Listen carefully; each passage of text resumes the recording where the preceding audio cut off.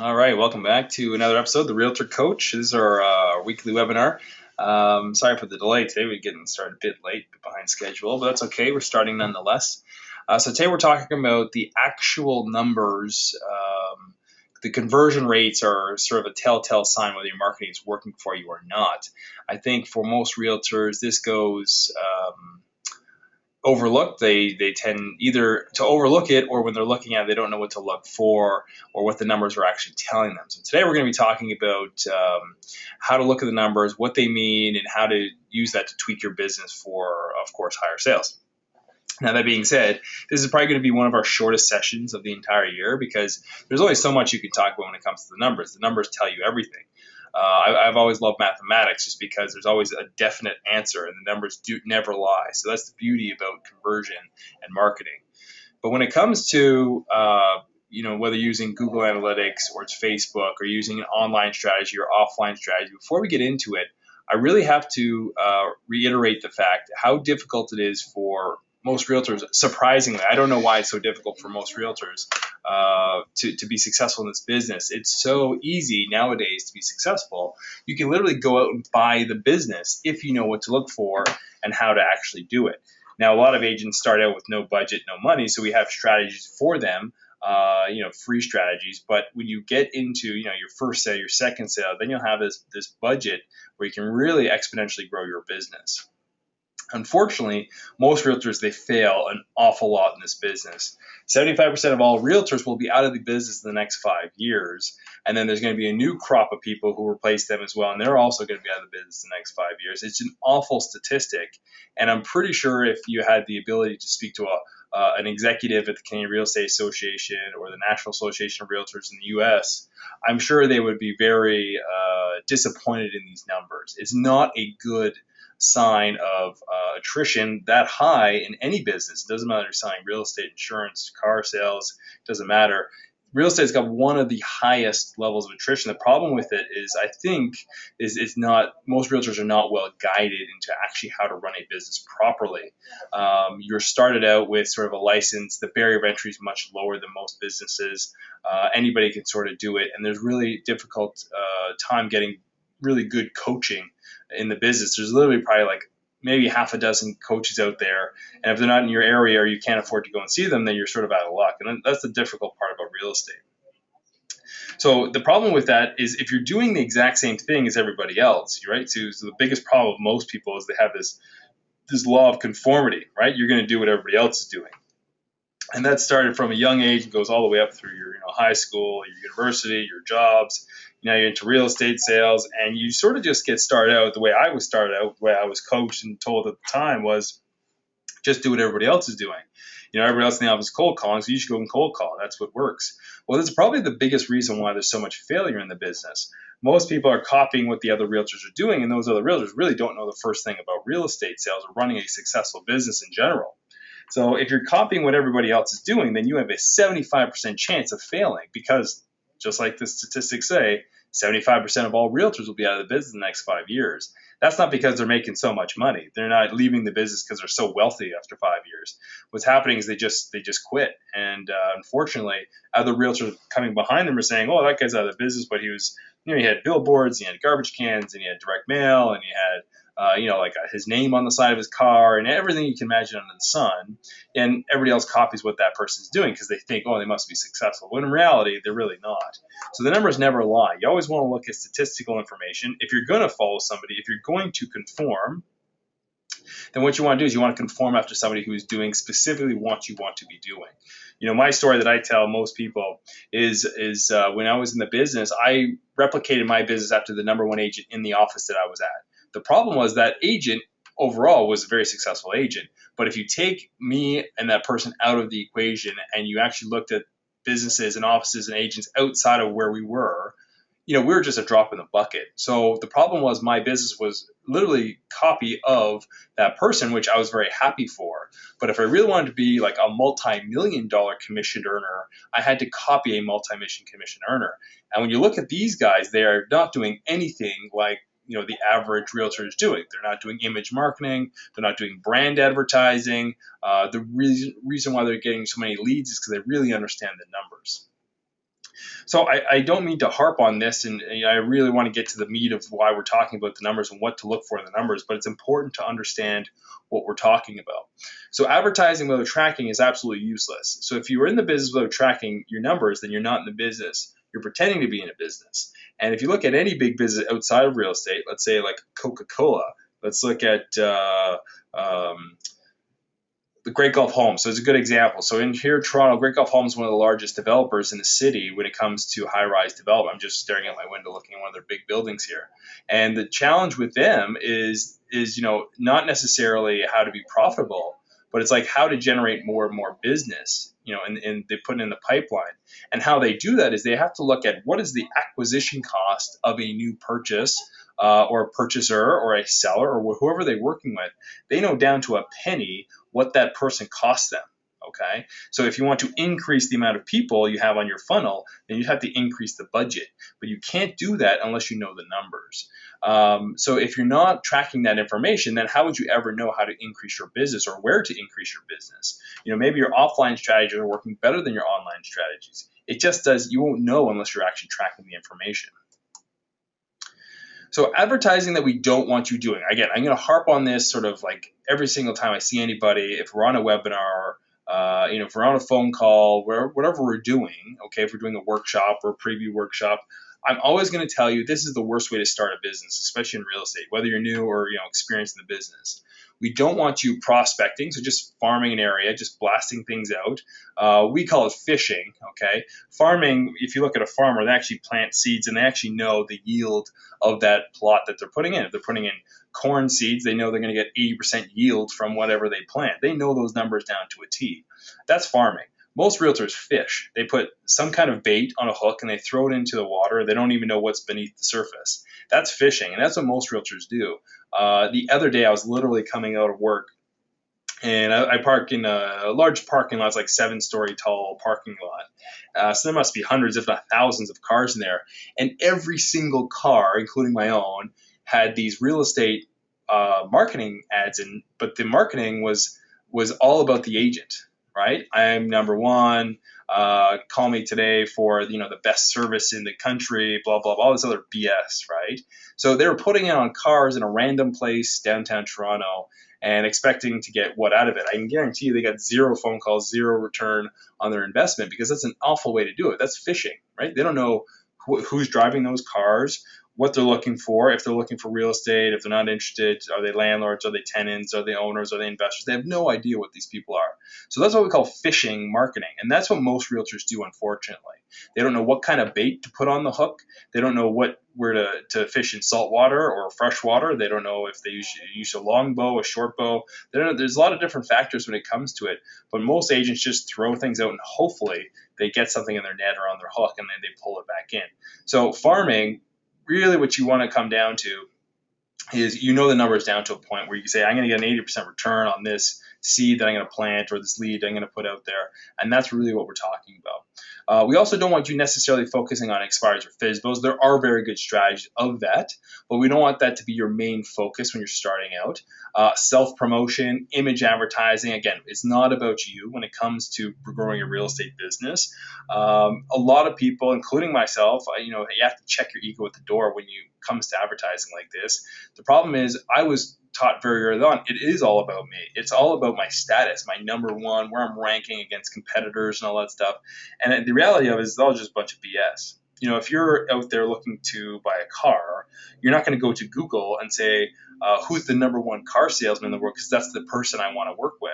That's not going to be your first search. Your first search is going to say, I'm looking for, a BMW, I'm looking for a Mercedes, or whatever kind of car you're looking for. And if you can find a lead or an ad that says, hey, if you want that same car, but at a 20% discount, you're probably going to click on that ad versus someone saying, hey, I'm number one. Okay.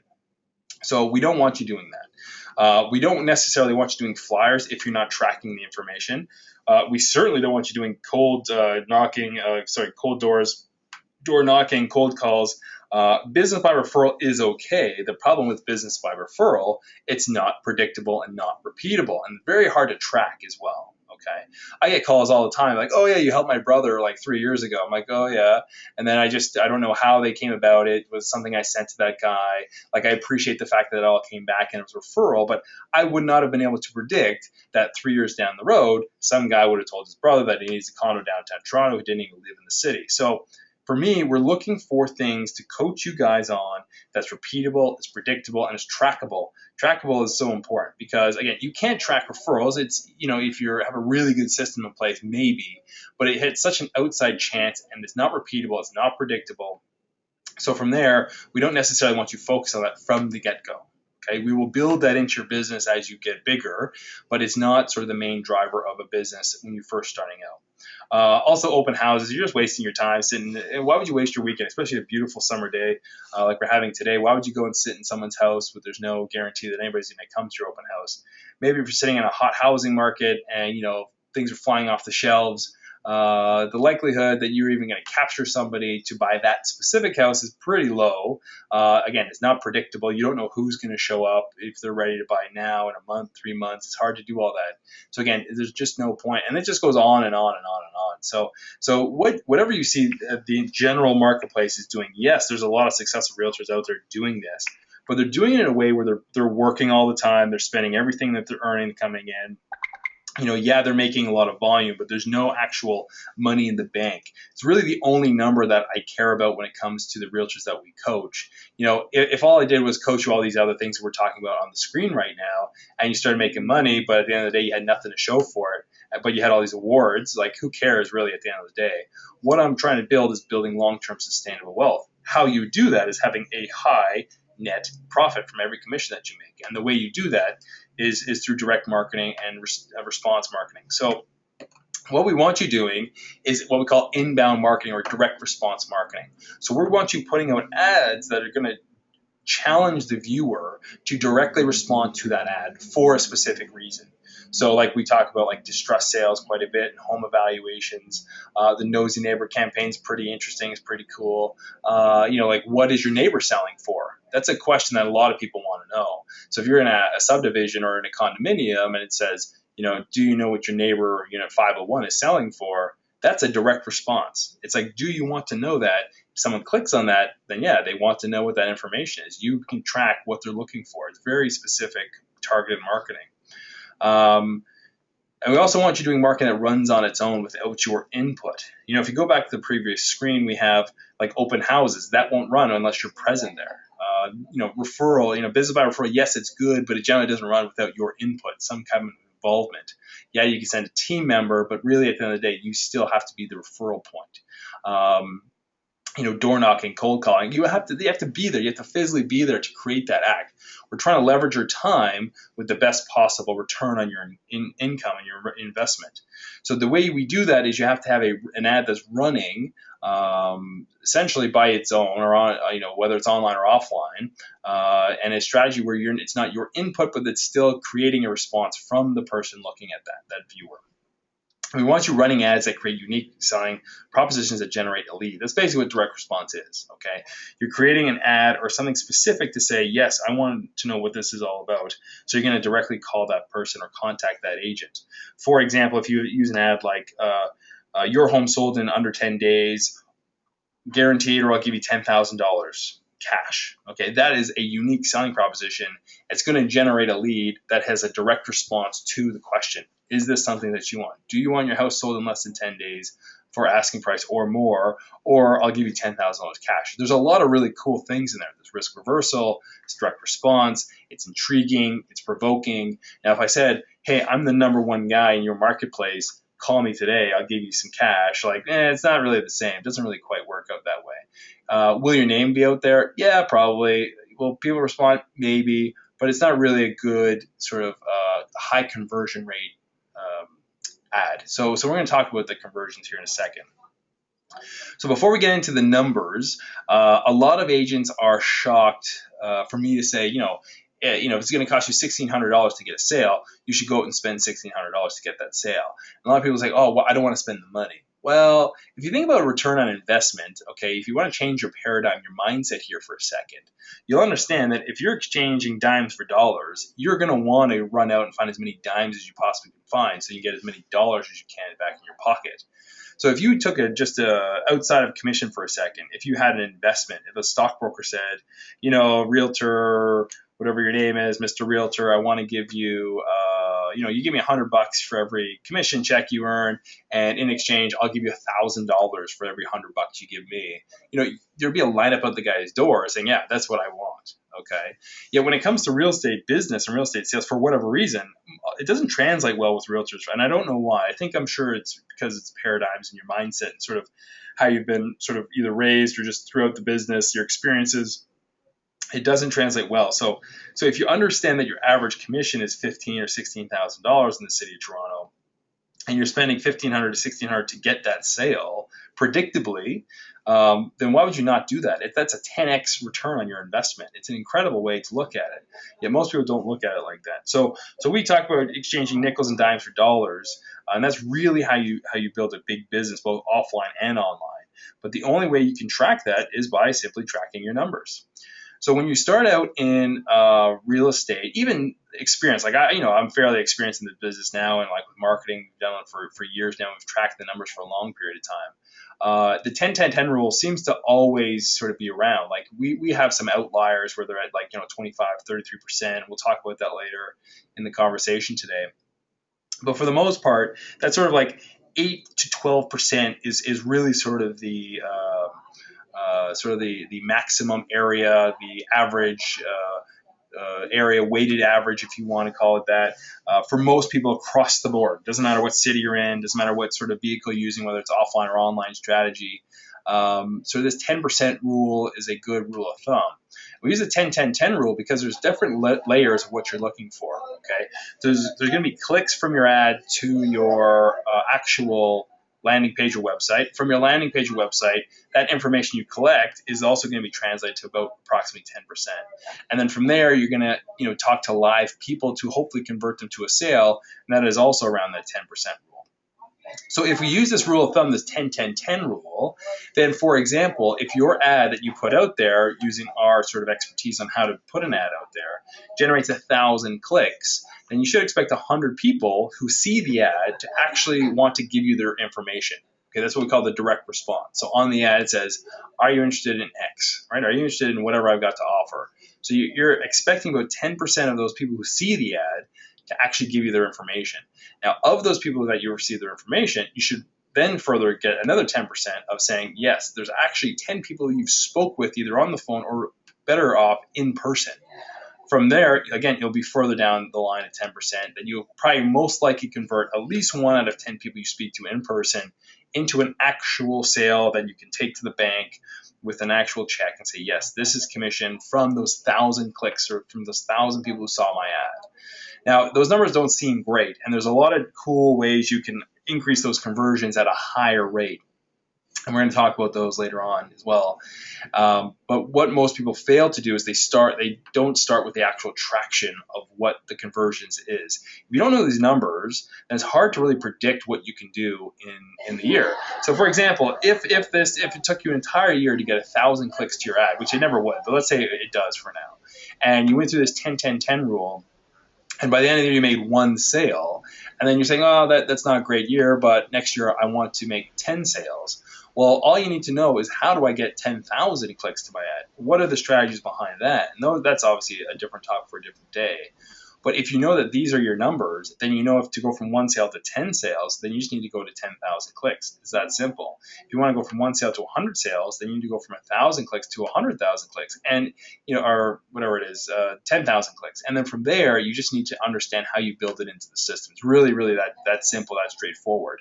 The beauty about the numbers is that when you really understand the numbers and you've dialed it into your business that you're happy with, it really doesn't matter your expertise. It doesn't matter your closing ability, your information that you're providing. Obviously, the better you are in person with a rapport and so your professionalism and your knowledge base, that will help your conversion rate.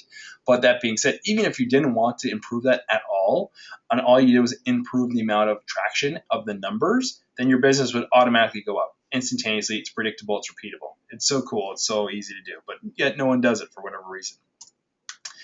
So I want to give you a great example. So this was an agent, this is just a couple weeks ago here that we coach, who's selling a product online. Okay, so she's selling it back to her clients as an information product. Okay, I think it's like a webinar or something. And so what it does, it's a $97 product. That's her the cost that if I'm the consumer, that's how much I'm going to give her for this information. So if you don't know the numbers, it's going to hurt you. So what she did is, prior to coming to us, she never looked at the numbers once. Okay, so what we want to do is say, okay, what are the conversion numbers? Let's talk about what the cost is to acquire somebody to buy this $97 product, this information product. So after running the numbers, this is what we found in her books. Okay, so it cost her $1.50, approximately like $1.51 or something like that per lead, and she knew that for every 250 leads that she got, she would convert at least one person to an actual sale who said, here's 97 bucks. Yes, I want this information. Okay. So she never knew these numbers prior to meeting us. And then when we finally did it, said, these are the results. So this is what you're telling me. So it cost you $1.50 per lead. Okay. So it would cost her, for those 250 people, $375 to acquire 250 people to acquire one sale. And she was only getting 97 bucks per sale. So she was actually upside down in her business. So for every time someone purchased a $97 product, it would cost her $278 out of her pocket. So she was actually losing money. Now, she thought she was doing well because she was selling a lot of these products, but what she didn't realize was this $1.50 per lead was costing her more than the product was worth.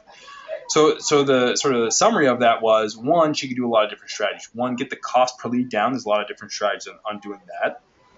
But also increase the cost of the product itself. So can you sell the $97 product for $400, maybe $450, maybe $500, whatever it is? The realistically thing is you probably won't. So you really have to work on getting the cost of the lead down or getting rid of this altogether. I think what I want everybody to take away from this example is you want to get rid of the crappy ones and really push the things that are winning. Okay, things that are really giving you a lot of business. So this product, it's a good product, right? And I enjoyed looking at it, and it was interesting. Would I pay 97 bucks for it? Maybe, right? But realistically not. But for her, if she's going to keep doing this, she's got to reduce the cost per lead. It's really that simple. Or have a different strategy of maybe building on that $97 product. So when it comes to you guys, and when it comes to selling real estate, so what numbers is it that you need to look for? So what is your average net commission? Okay, so if you're on a split, okay, then what is your, take away your split off the top, and then what are you actually getting in your pocket? Okay, so if your average commission is $10,000 and you're on like a 70-30 split with your broker, you're only getting $7,000. It's important to know these numbers. Just for when you're tracking everything, because you want to know what the cost per sale is going to cost you, and then what is the return of the investment. So if it costs you $5,000 to get a $7,000 commission, is it really worth it? Well, yeah, you're profitable, but like, is it, is there better strategies to reduce that $5,000 amount? I see agents all the time, these billboards everywhere. That is probably the most expensive thing you can do. Well, I guess TV is more expensive. But very few agents go into TV because it's just too high of a jump. A lot of them put billboards out and these garbage signs and these like bus stop signs and things like that. It's very, very expensive, and there's no translation into an actual dollar figure. So you need to know what that is. So what is the cost of your advertising? Again, if you don't know that number, that's a big problem. If your cost is zero right now and you're not advertising, that's another big problem. What is your profit margin per sale? It's basically sort of the same thing as sort of your average commission. How much can you reinvest in your business to increase the leads on the front end? This is big for sure.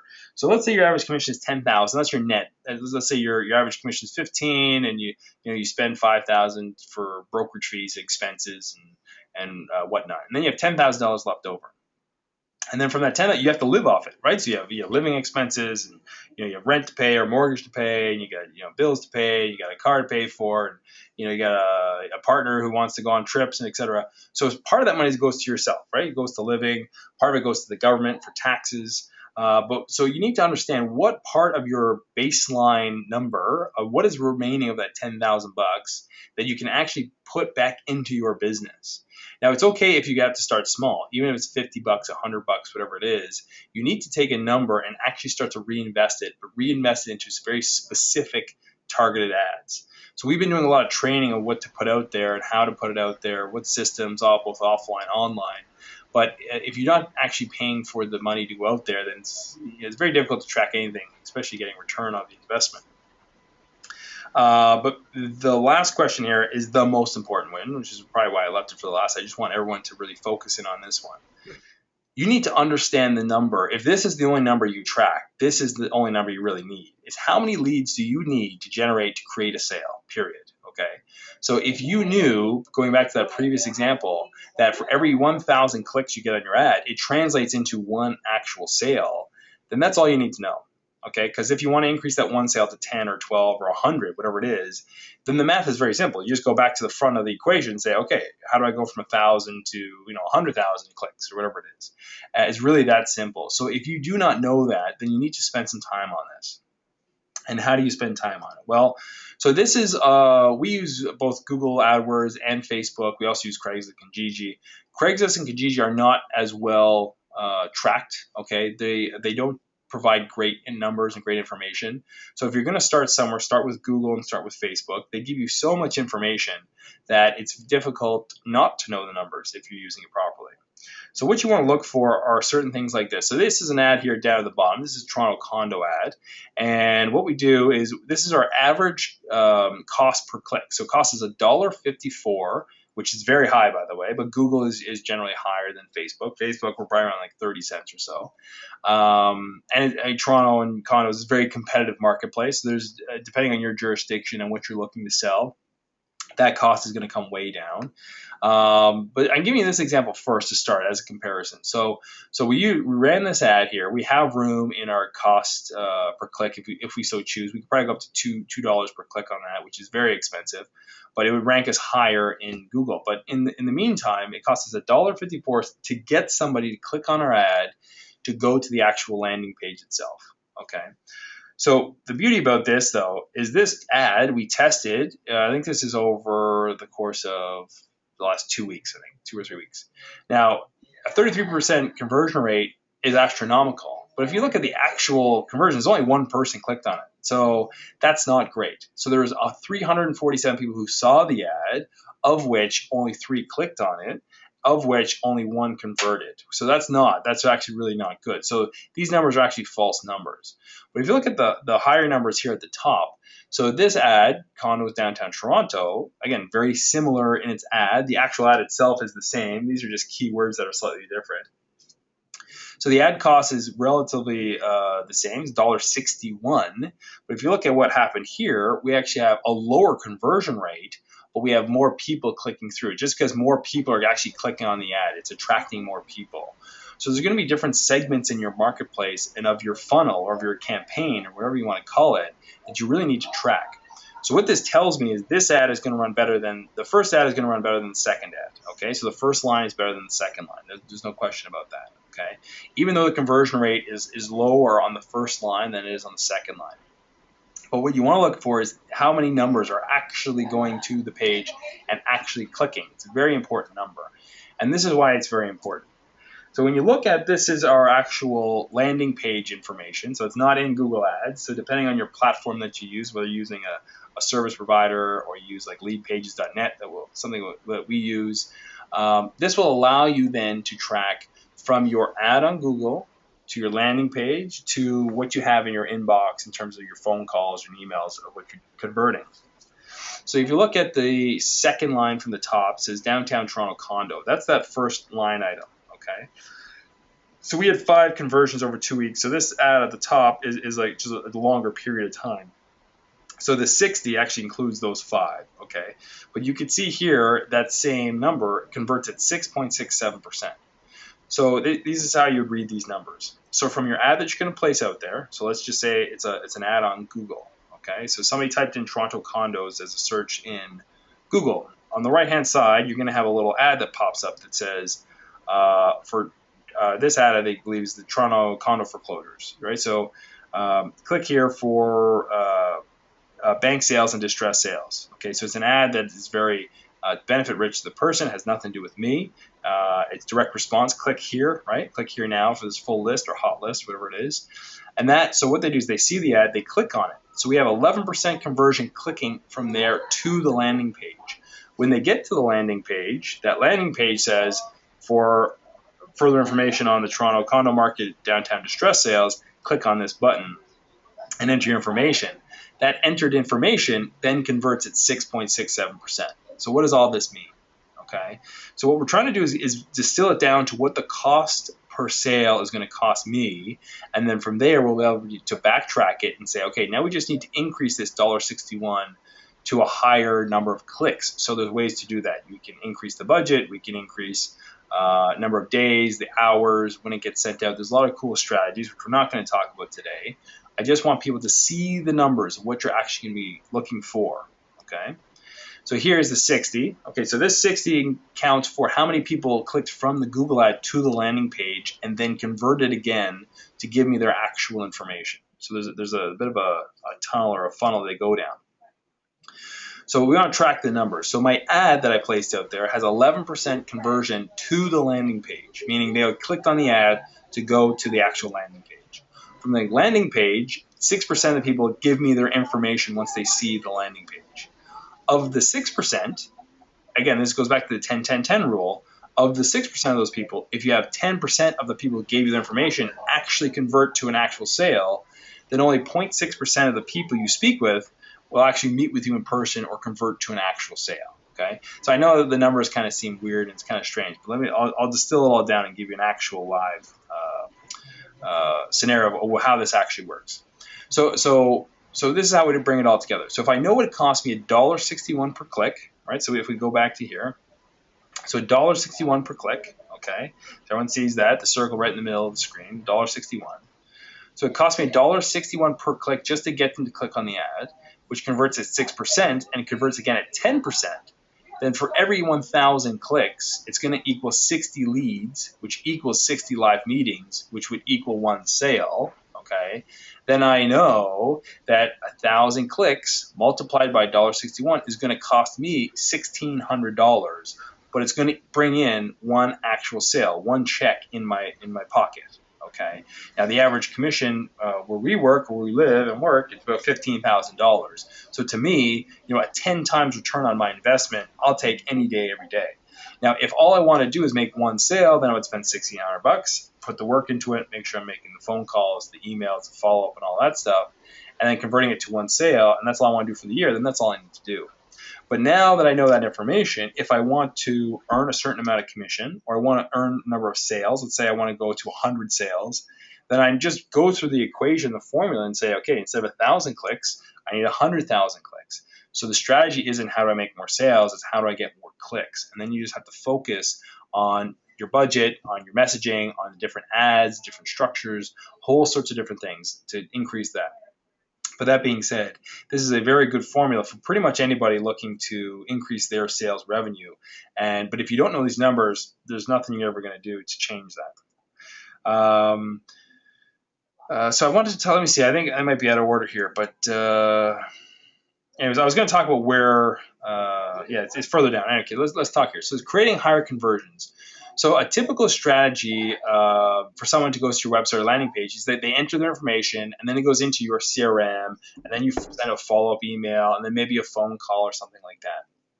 The biggest problem is that you have is that they now have to go away, and then you are now at the mercy of their spam controls, right? So their email spam controls, their phone, what random number is calling me, I'm not going to answer it. Let's get some random text message, just delete it. Your spam your emails will be blocked by their spam folder. So you don't necessarily want to get them away from your landing page. And we're going to show you a live example of what I mean by that. It'll really start to convert your conversions much, much higher, okay? So the best way to avoid your spam filters is to avoid spam filters. Now, it seems redundant, okay, but the only way to avoid spam filters is not to actually even get them involved. So don't even start sending the emails. All emails are to back up whatever claim you're making on your landing page. Hopefully that makes sense to you. So it's basically your artillery, your backup plan, Okay, most realtors lead with it. They're saying, oh, if I just get a lead and it goes into an email and does it automatically, then it'll get me business. That's not always necessarily the case. The person may want that information, but if it goes into spam or junk mail, or people just get busy, they don't look at it, and they go back a week later and say, I'm not interested anymore. That's not good. That's not a good strategy. So what you want to do is you want them to land, they won't go away from your landing page. And here's the process I'm talking about. So you want to create the ad, whether it's Google, Facebook, online, or offline strategy, whatever the ad is, okay?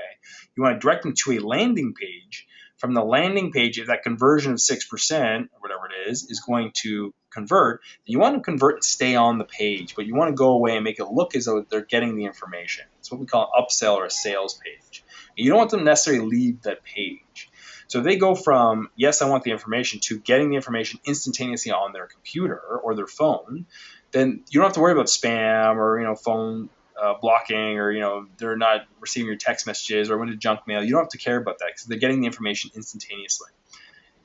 And what we found is that the conversion rate goes literally through the roof, because now they've put a face to the name. They've seen that what they're getting is legitimate. It's not some just random person creating a page online. You're actually pushing more information right in front of them, and it will allow them to convert at a higher rate. So here's what I'm talking about. So here's a page. This has nothing to do with real estate sales. This is about a program that we teach realtors. The 5 secrets that turn my awful real estate business into a thriving 100 sales per year business. So this is a landing page. So we have a Google ad that says, do you want to earn 100 sales per year this year, using a predictable, repeatable system, I believe is what the ad says. That ad will push them to this landing page. This landing page, when they click on the information, it says click here for free instant access, it automatically goes into another sales page with information of what the secrets are. So they have the information, so I'm not hiding anything.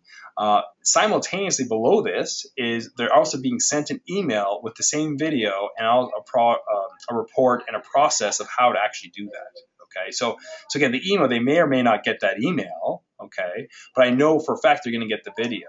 So from here, I'm pushing them to the sales page. In the sales page, we're talking about how to actually generate 100 sales in your business using 5 simple secrets that we coach everybody. It's basically the listings pillar, and then we have maximization and differentiation.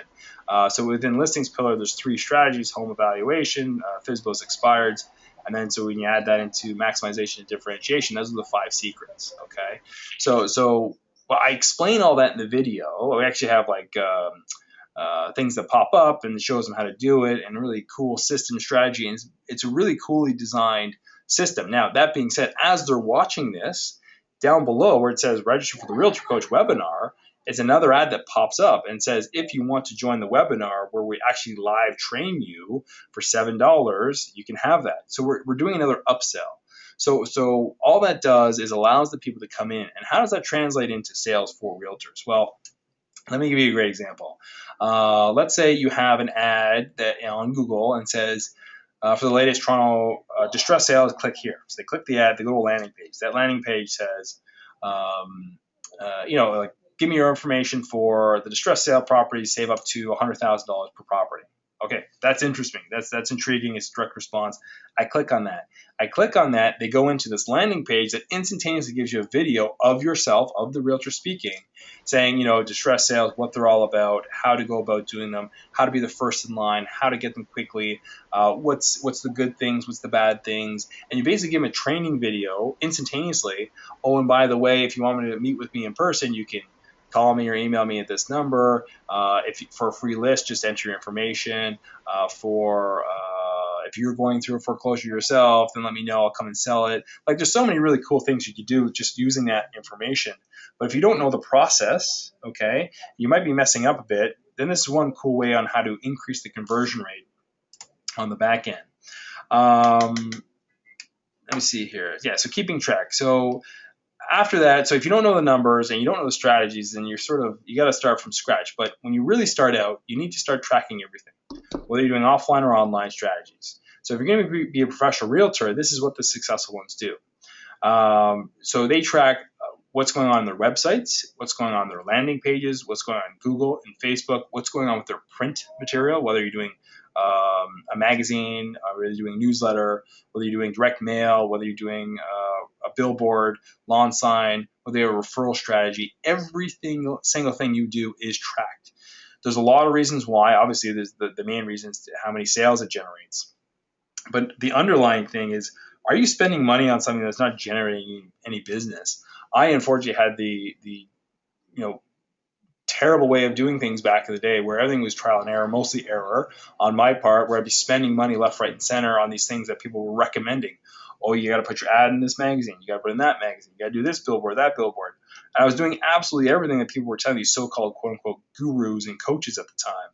And none of it worked. And the problem was I was actually tracking it, and I realized very quickly that I was shelling out thousands upon thousands of dollars every month on things that were literally bringing me zero. They may have brought like impressions to my website, but there's no conversion. There's no actual traction of a sale. I could not track it. If you can't track it, you shouldn't do it. It's really simple. That's pretty much it. So again, it's a very short lesson today. You don't need to know too much about conversion. Just really use those numbers as sort of your baseline, as your ballpark. We're going to keep everybody updated on numbers and how to look at them, what they mean. There's a lot of really cool information on Google itself of how to use their Google AdWords. There's a lot of free information on Google. So if you're going to use Google, use that as your sort of starting point. But stay up to date with us, of course. Keep track with us at therealtorcoach.com. And we look forward to speaking to everybody next week. Thanks again.